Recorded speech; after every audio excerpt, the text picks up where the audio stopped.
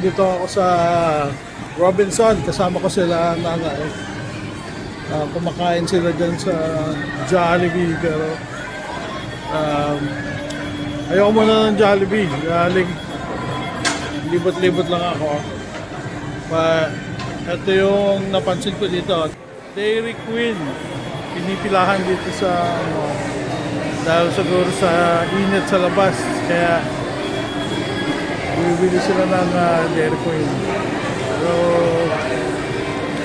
grabe no?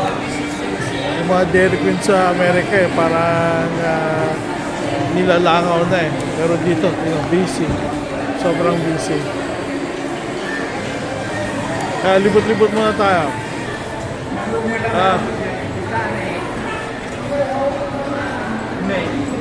Mga young boys. Busog na raw sila sa sa Jollibee. Kaya upo-upo muna. Okay, biyahe. Greenwich.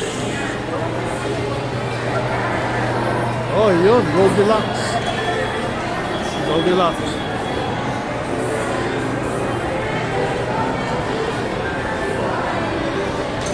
Inasal.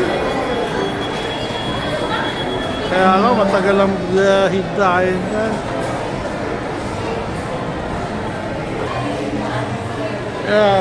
Original Cindy's Bakery.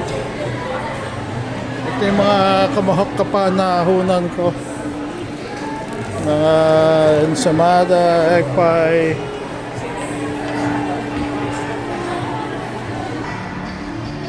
I think I'm gonna eat the peri. Ano daw siya? African food. Subukan natin. Medyo tahimik tong lugar na to. Hindi masyadong busy. Kaya kumain sila sa Jollibee. Ako something new naman. Nakabakasyon na rin Right? Of course, Coke Zero.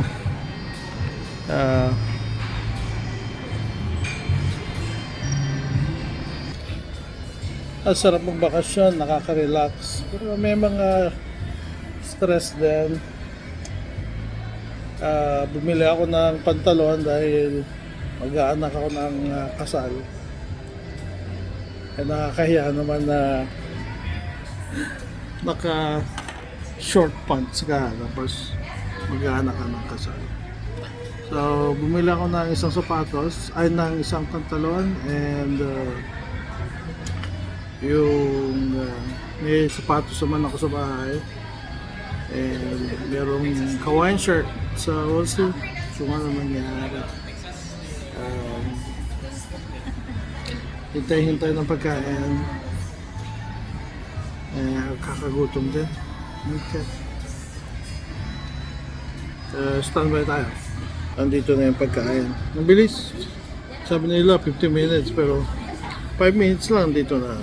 So ito yung pagkain.